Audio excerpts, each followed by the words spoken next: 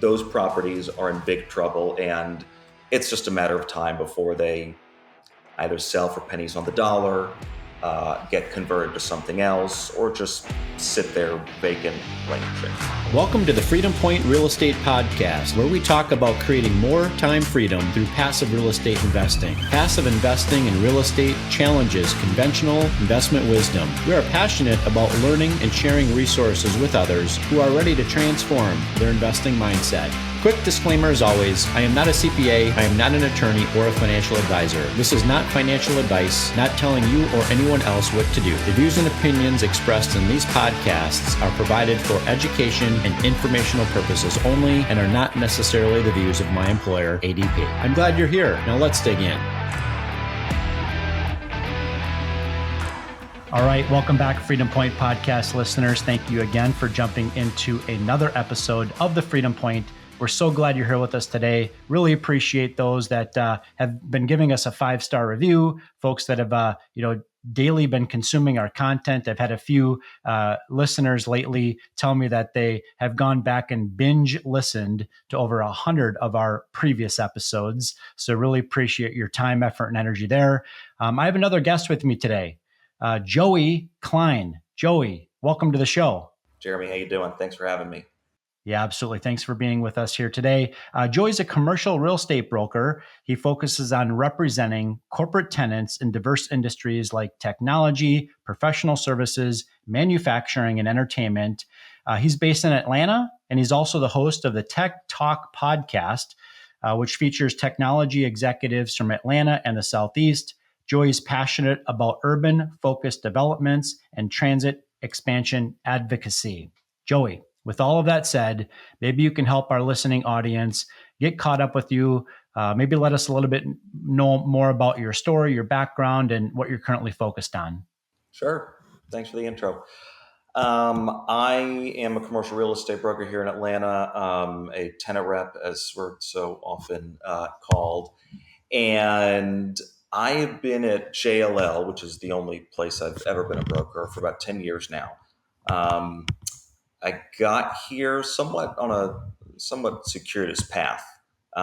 So I've always been in sales of some sort. That's really kind of the commonality. When I graduated from business school, I worked for an alternative energy company that was developing natural gas fueling stations, which doesn't really have much to do with real estate, except for the fact that they require real estate to build them on. And I just de facto became the guy that went and found us land to do this. And, things started to collide. And I just kind of said to myself one day, this is way more interesting. This is the most fun piece of what I do. I got to figure out how to do this for real, but, somewhat adjacent to the big buildings in the middle of a city. Right? That was kind of what I told myself a couple months before my 30th birthday. And that's kind of what led me here. So I mostly focus on corporate tenants in the leasing of office space. I do a little bit of kind of manufacturing industrial, but everything I do is from the tenant or user side of the transaction, not the landlord side of the transaction. Yeah, that makes sense. So I've been a limited partner passive investor since 2015. I'm now invested in over 30 different, projects as a limited partner, most of which are in the multifamily, value add space. But I've also been involved in investing in alternative asset classes outside of multifamily, mainly office space, industrial, storage, that sort of thing.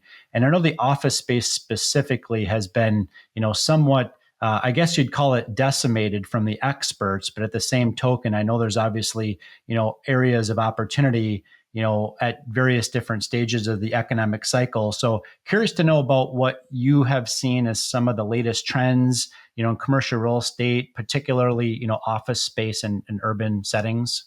Yeah.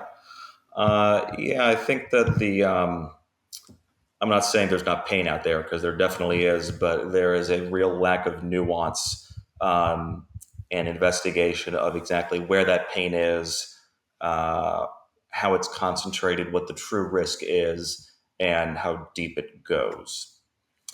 So it is absolutely true that there is a large swath of office buildings that are in deep trouble. I think what that misses, that's normally just what you see, right? That's kind of the headline, and then it leaves it at that. What it misses is that there's a large swath of office buildings that are not in trouble.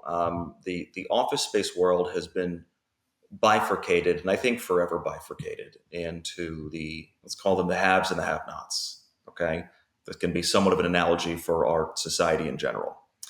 Um, on the have-not side, you've got what and it's not just my personal opinion, it's the guidance from our research group as well.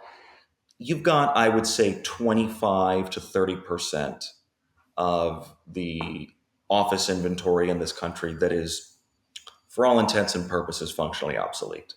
It might as well not exist. It might as well be invisible. Um, Functionally obsolete sort of isn't the right word, because that implies that there is something wrong with it in that you cannot occupy it for office uses. You can certainly do that. No one wants to. These are the buildings that have absolutely no differentiation.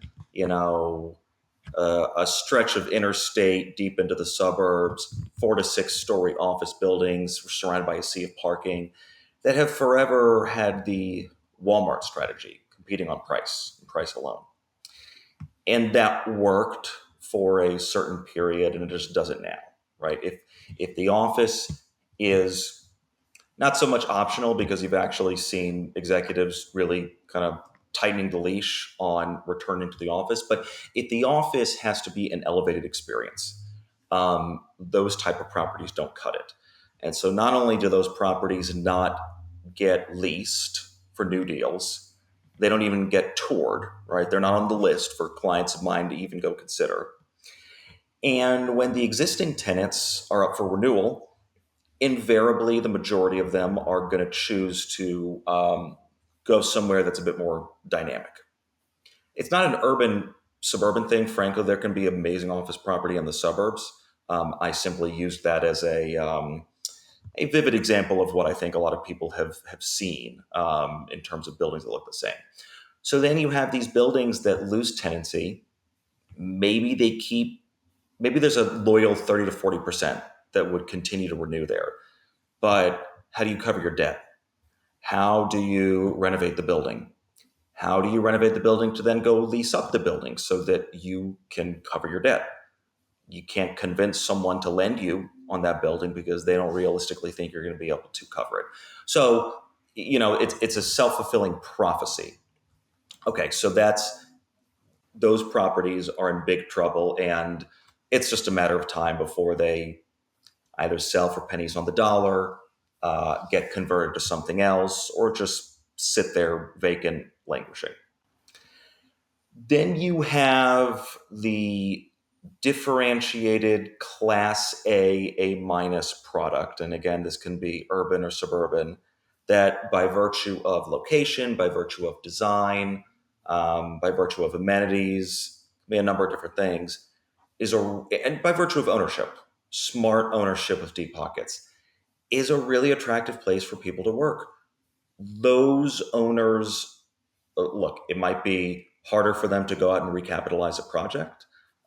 They might have far more capital stack conversations with brokers like me than they ever thought they would have, so that my clients feel that, confident that they have a partner on the other end.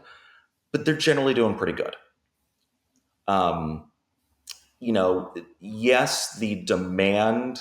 I mean, look, if vacancy is just a numerator over a denominator, demand over supply, and yes, in a lot of cities that demand has decreased from 2019. Although, frankly, certainly in the Sun Belt, like the last I saw for Atlanta, I think we were at 83% of what we were in 2019, which in my book I think is pretty good.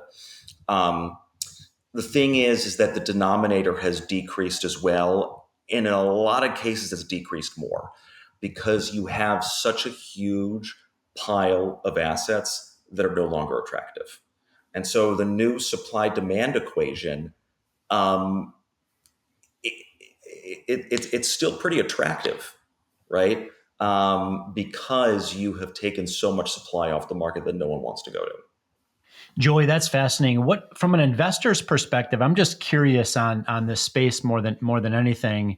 You know, from what you've been seeing, locally in the market that you're in, from an investor's perspective, are investors typically getting excited about office space where there's trouble on the occupancy side, or they see that there's maybe a value add upside in renovating units?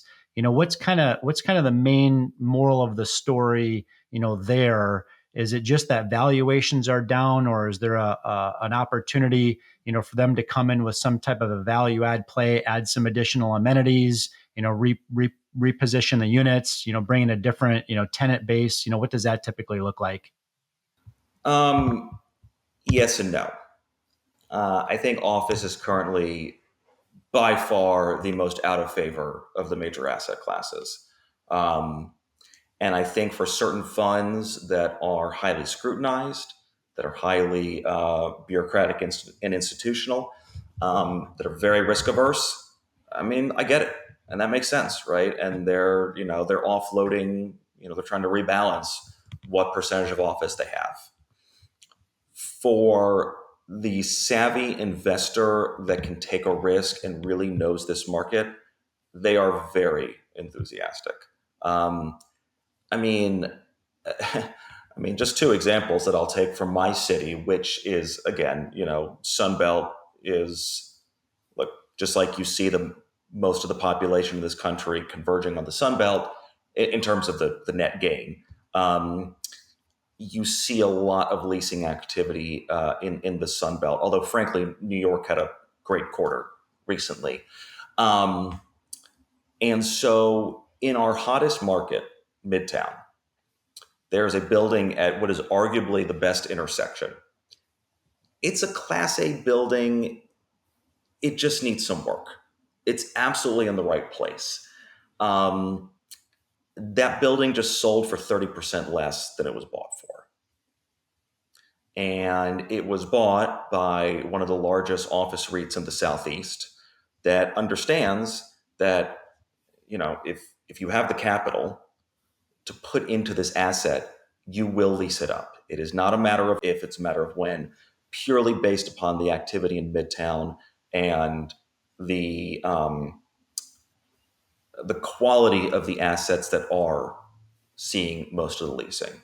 Okay, you've got a building down the street, which, okay, look, for reasons that are somewhat nuanced to Atlanta, I will say it's in the right submarket. It might not be the perfect location, but this is a brand new building that is totally vacant.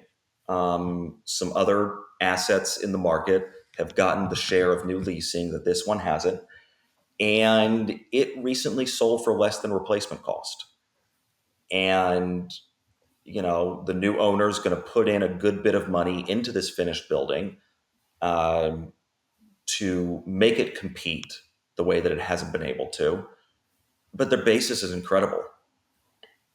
So, those are the things, and we're talking about like the healthiest submarket of Atlanta, and those sort of things are happening. So I think in the right location for the right investor, it's a generational opportunity.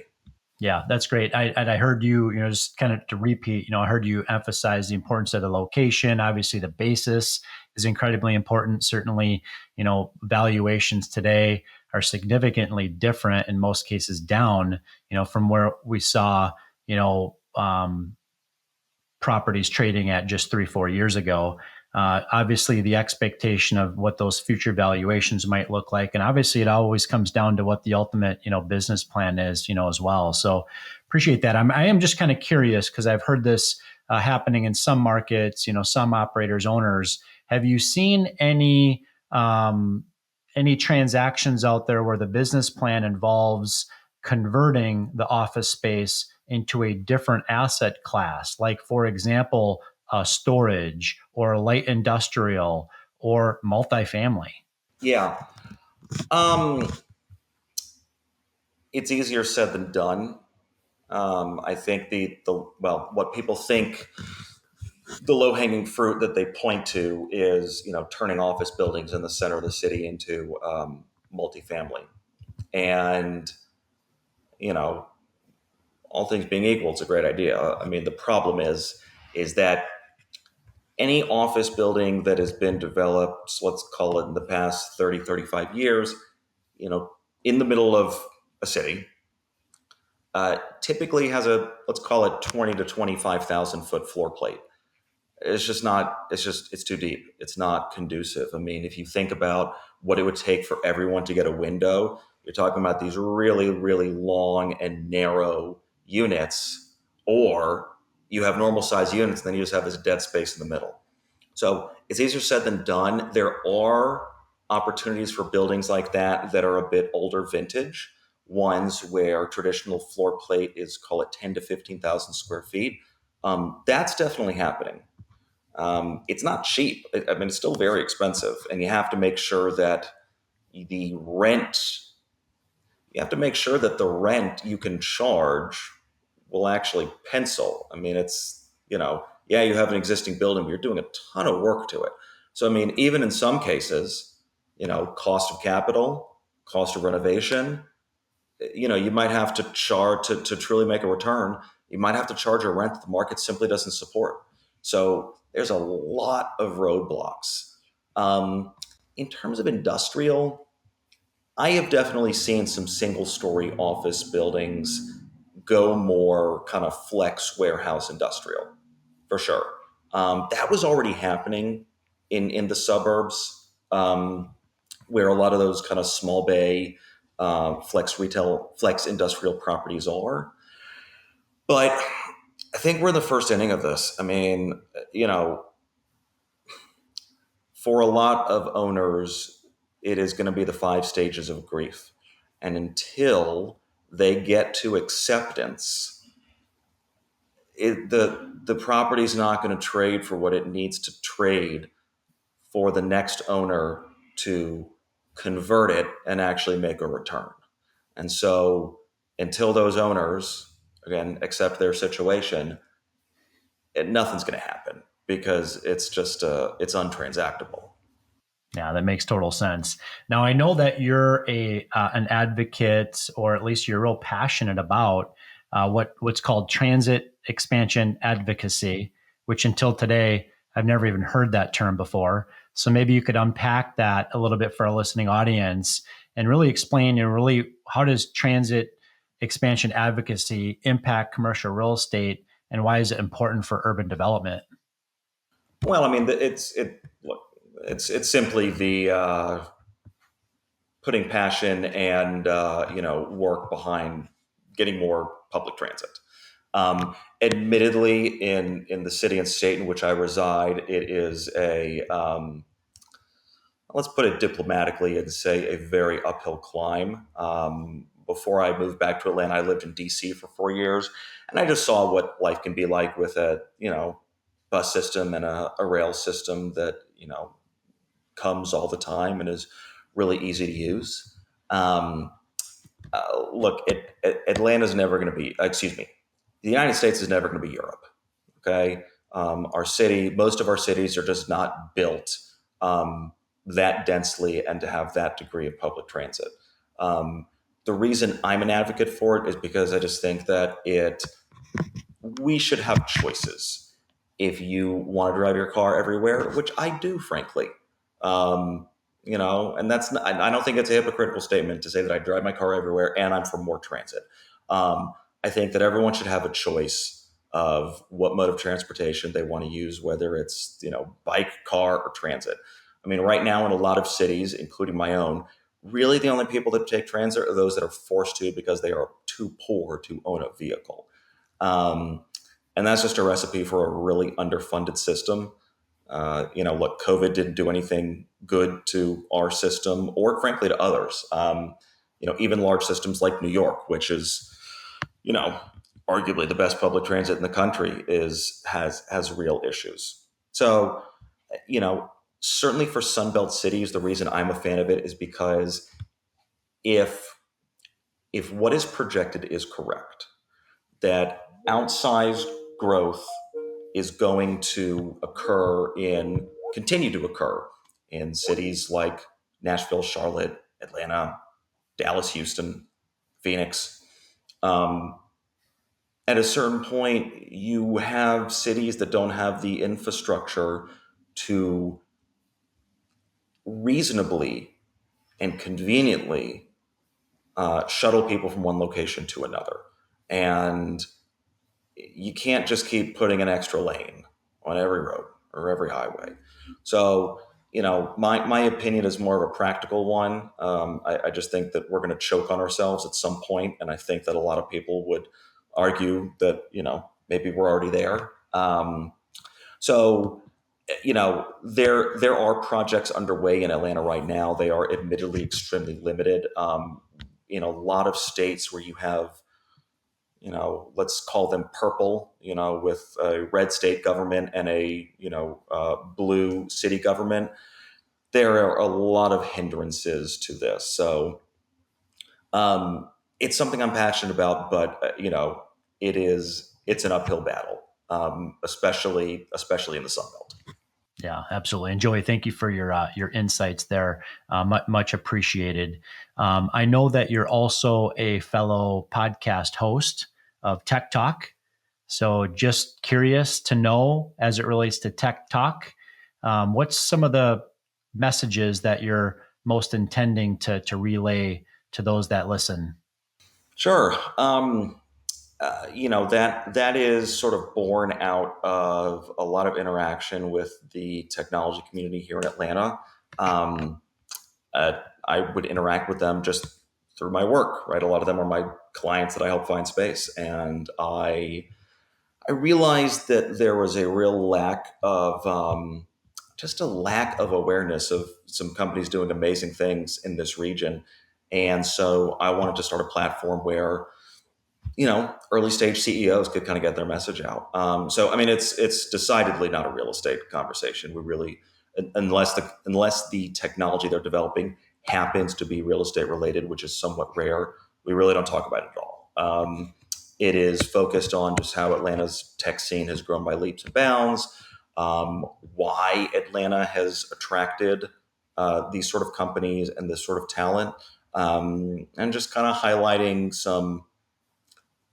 companies that maybe don't get as much press as our large crop of Fortune 1000 companies do on a daily basis. Yeah, that makes sense. It sounds like a great opportunity for those that listen in and those that are able to contribute, as guests on your podcast as well. Um, Curious to know what's next for Joey Kline, personally, professionally. What's your bucket list look like as we round out the end of 2024 and beyond? Oh, I am, at the end of the day, I'm somewhat of a number, right? All of us brokers are numbers, and so with a family and children, a lot of what I think about is just how do I get that number to be as good as possible, and push and end the year on a strong finish. Um, One of the things that I actually that you mentioned earlier, that you're an LP in a number of deals.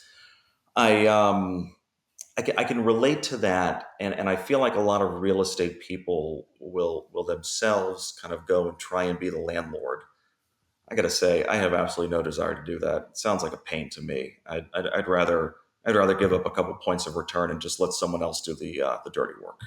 Yeah, absolutely. And that's for those that know me personally, know that I got my start in real estate on the active side, mainly on the fix and flip side. And after 3-4 years of doing that and screaming mercy, I exited and went completely passive as a limited partner. But I fully agree with you wholeheartedly. I'd take a less return in exchange for having more time freedom in my life. So also really appreciate your comments about being just a number and finishing the year strong, and that's spoken like a true commercial real estate broker. So thank you.